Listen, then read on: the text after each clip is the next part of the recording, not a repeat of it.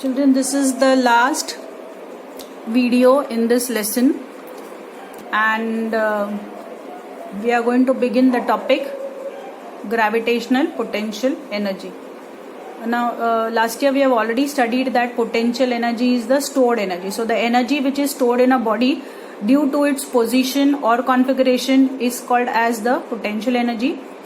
On the Earth's surface, the potential energy is minimum, which is equal to 0. At a height h above the Earth's surface or at a height h above the ground, the potential energy is maximum, which is given by the formula mgh. This is what we know about the gravitational energy. We know about the potential energy. Now let us see what is meant by gravitational potential energy. Now let us consider 2 points A and B. Now this point A has a certain mass m, and this mass m is moved from point A to point B. Now look at the direction of the gravitational field. The gravitational field is acting towards this side in this particular example. So the object is moved, the object of mass m is moved from point A to point B against the direction of gravitational field.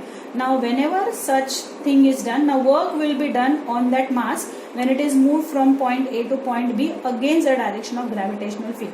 So when work is performed against the direction of gravitational field, the potential energy, the work done is said to be positive. But now consider that the mass is at point B, and if this mass has to be moved from point B to point A, once again work has to be performed on the mass in order to move from point B to point A. Let us see that this particular mass at point B is at a fixed reference location. Then what are we doing? We are moving it to some location which is the intended location, and this movement of the particle or this movement of the mass is towards the direction of the gravitational field. So whenever work is performed in the direction of the gravitational field, then the energy that will be acting on this mass is called as the gravitational potential energy.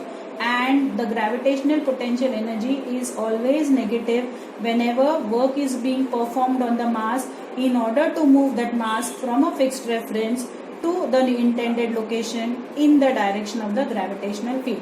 So what is meant by gravitational potential energy? It is actually the amount of work done on what? It is the amount of work done on the mass to move that mass from the location which is at a fixed reference location to the intended location.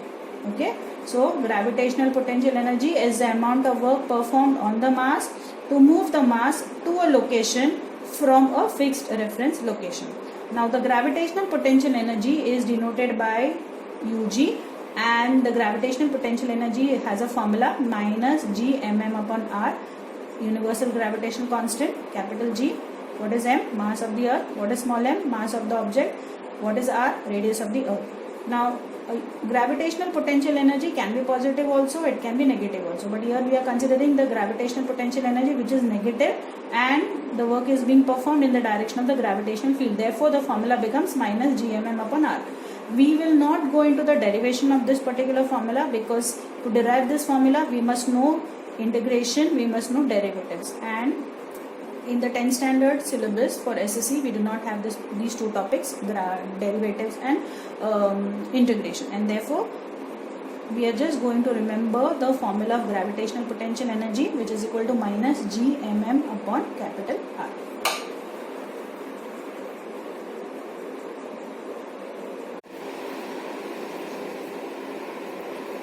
Let us begin with the last topic, escape velocity. To understand escape velocity, let us take an example. We have a ball, and this ball has to be projected in the upward direction. Now suppose the batsman hits the ball too hard, and the maximum speed with which the ball moves in the upward direction that is the initial velocity of the ball with which the ball is hit, is 161 km per hour. So this is the starting velocity of the ball. U is equal to 161 km per hour. So now what will happen, as the ball moves in the upward direction, its velocity will go on decreasing. As the velocity of the ball goes on decreasing, a point will come when the velocity of the ball will become 0. This will be called as the final velocity of the ball. But at this point, acceleration due to gravity does not become 0, because now what has happened, at the surface of the earth we know that the acceleration due to gravity is 9.8 meters per second square. But as the ball goes in the upward direction, the acceleration due to gravity goes on decreasing. But definitely the value of g does not become 0. So what will happen here? The earth's gravitational influence will still act on the ball. So when the ball will reach up, the gravitational force of the earth will pull the ball in the downward direction, because the velocity has become 0. So that is the normal tendency of any object. Whenever an object is thrown in the upward direction, when the final velocity becomes 0, then the object starts moving in the downward direction in the downward direction under the influence of the earth's gravitational force. So here what is happening? The ball covers a certain height, final velocity becomes 0, the ball is pulled back towards the earth's surface because of the gravitational force of the earth. Now let's take the second case. So we'll move to the next level now.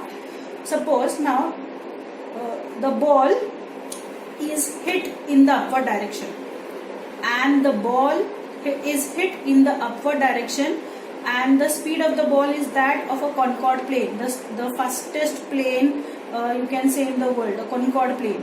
And suppose the initial velocity with which the ball is hitting the upward direction is 402 km per hour. Now once again what will happen? The ball will move in the upward direction. As it moves in the upward direction, the velocity will go on decreasing. Also, acceleration due to gravity will go on decreasing.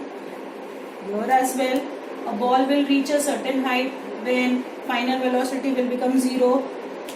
But g is not equal to 0. So once again, the ball will be pulled in the downward direction because of the gravitational force of the earth. Let's move on to the next level, third level. Now, the ball is hit hard from the ground or from the earth's surface such that the initial velocity of the ball is 40,320 km per hour, which is equal to 11.2 kilometers per second. So once again, ball will move up, up, up, up, up. Now what will happen? A point comes when the value of g becomes 0, but the speed with which the ball is hit is very, very high. So it is going to cover, see, every time the ball is going to cover more distance. So here also the ball will cover more distance. But what happens is that g becomes 0. So when the g becomes 0, the ball still has a tendency to move in the forward direction. And during this course of time, the ball crosses the gravitational field of the earth and goes up and up and up and reaches a point at infinity. At infinity, suppose it stops. So there the final velocity is equal to 0. Now if we want to calculate the kinetic energy, we know that kinetic energy is equal to half mv square. So if we put v is equal to 0, kinetic energy will definitely become equal to 0. Now this velocity with which the ball or any object is projected in the upward direction, so that it is escaping the earth's gravitational field and it reaches a point somewhere at infinity. Such a velocity is called as escape velocity. Now let us move on to another level, fourth level. Here once again we take a ball and the ball is hit very hard this time. The ball is hit at a velocity more than 11.2 kilometers per second. Suppose the ball is hit with a velocity of 12 kilometers per second. So once again what will happen? The ball will travel up and the velocity will go on decreasing. Also the acceleration due to gravity will go on decreasing. Now a point will come when g will become equal to 0, but final velocity has not become 0, v has not become 0. So the ball will still travel up and up and it will reach to some infinite point where the final velocity will become equal to 0 and the kinetic energy will also become equal to 0. So you can see here in these two cases what is the difference. Here as well the ball has already escaped the earth's gravitational force. Here also the ball has escaped the earth's gravitational force. The ball has reached infinity here as well. Final velocity 0, final velocity 0, kinetic energy 0, kinetic energy equal to 0. So is this called as the escape velocity or is this called as the escape velocity? Well, one thing that we have to remember is that escape velocity is the minimum velocity with which an object is projected in the upward direction. So definitely 11.2 kilometers per second is the minimum velocity. This velocity becomes on the higher side. So this velocity cannot be taken as the escape velocity. So what is meant by escape velocity? The minimum velocity with which an object is projected in the upward direction so that it escapes the earth's gravitational force and reaches a point somewhere at infinity. So the minimum velocity with which an object is projected in the upward direction so that it escapes the earth's gravitational influence is called as the escape velocity of the object.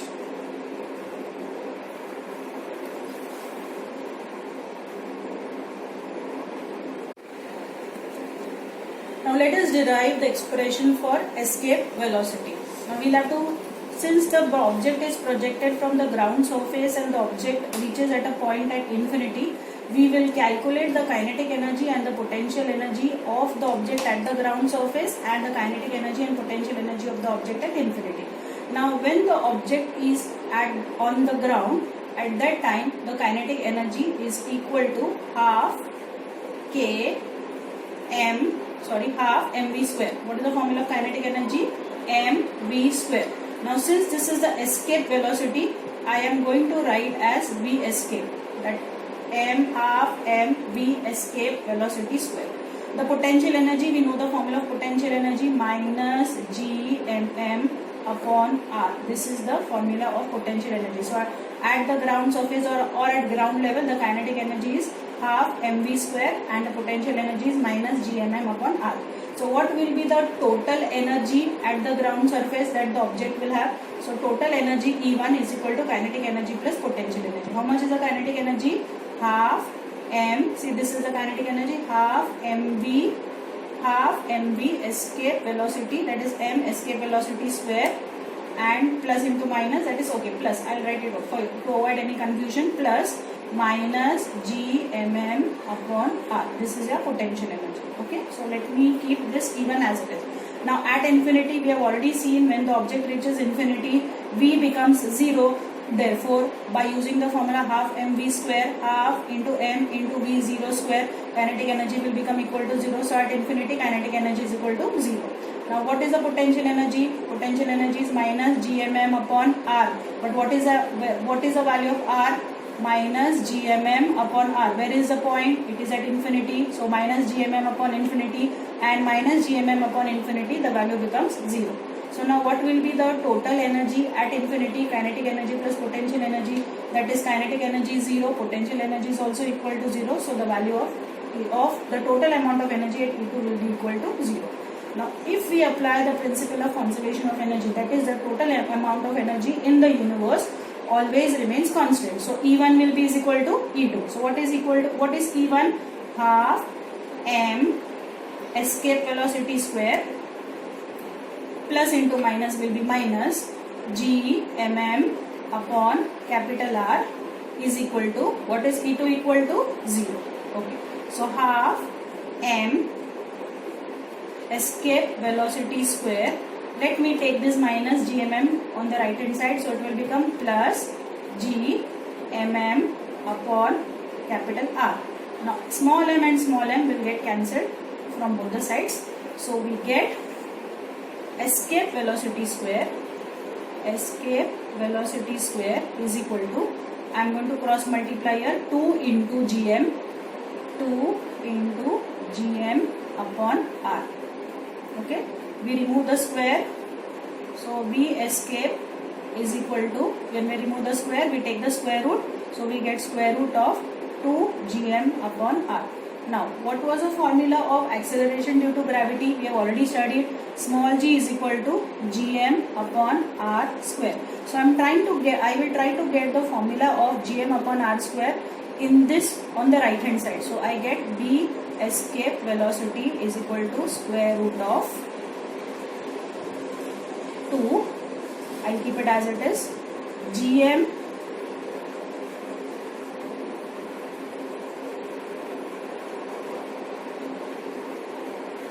upon r.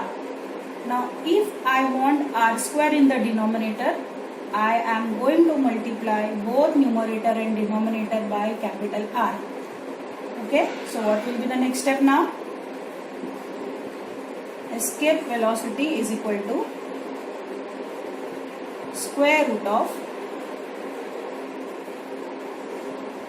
2 g m upon r square. I have left out this r into r. Have you understood what I have done? I have written 2, or let me make it more simple. I will take this 2r together. So 2r into, and I will keep this formula together, gm upon r square. So gm upon r square. So escape velocity will be is equal to square root of 2r, and what is gm upon r square? Small g. So what is the formula of escape velocity? Escape velocity is equal to square root of 2gr. Now if we substitute these values in the formula, I will get square root of 2. What is the value of g? 9.8. What is the radius of the earth? 6.4 into 10 raised to 6, and this value on solving comes to 11.2 kilometers per second. What does it mean? That if an object has to be projected from the earth's surface, and if it has to escape the earth's gravitational force, then the object has to be projected in the upward direction with an escape velocity of 11.2 kilometers per second. So the escape velocity on the surface of the earth is 11.2 kilometers per second.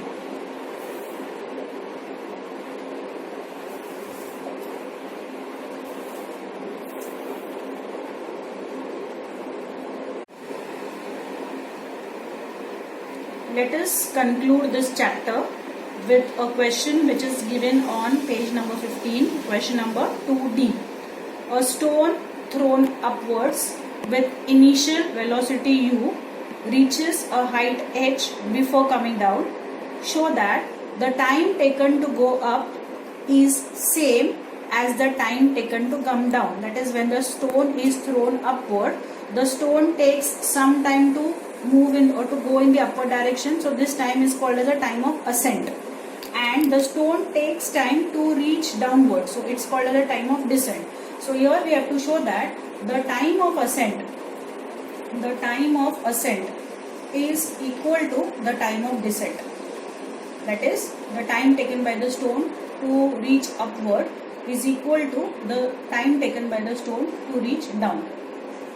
Okay, so the time of ascent is equal to the time of descent. So now let us consider the stone which is given in the example. So suppose this is the stone, it has to be thrown in the upward direction.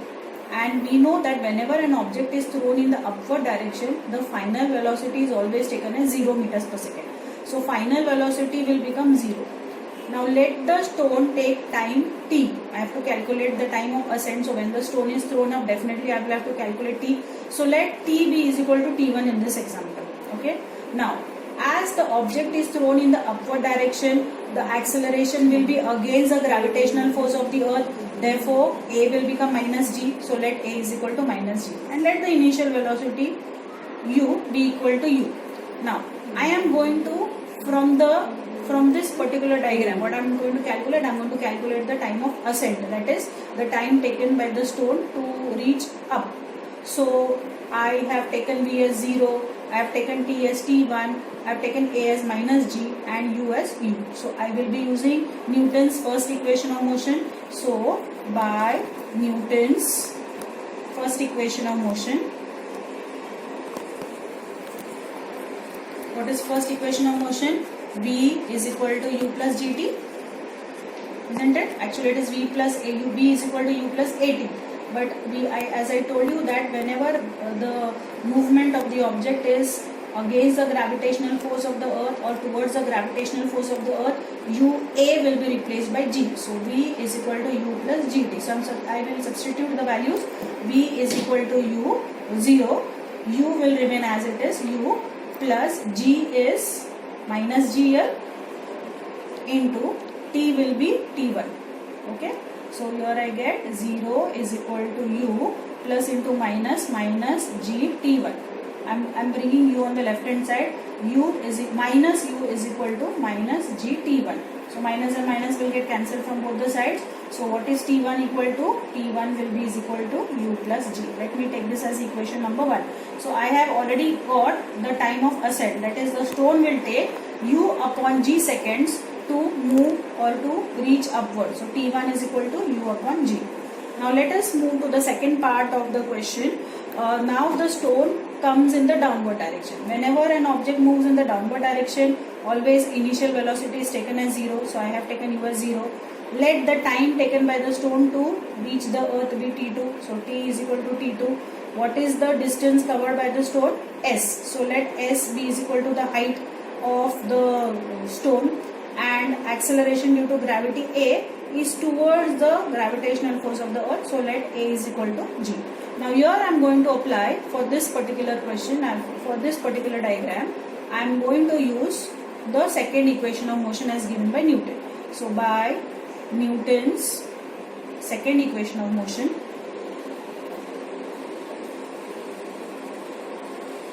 what is the second equation? S is equal to ut plus half at square. So I will write ut plus half, instead of A I will write gt square. What is S equal to?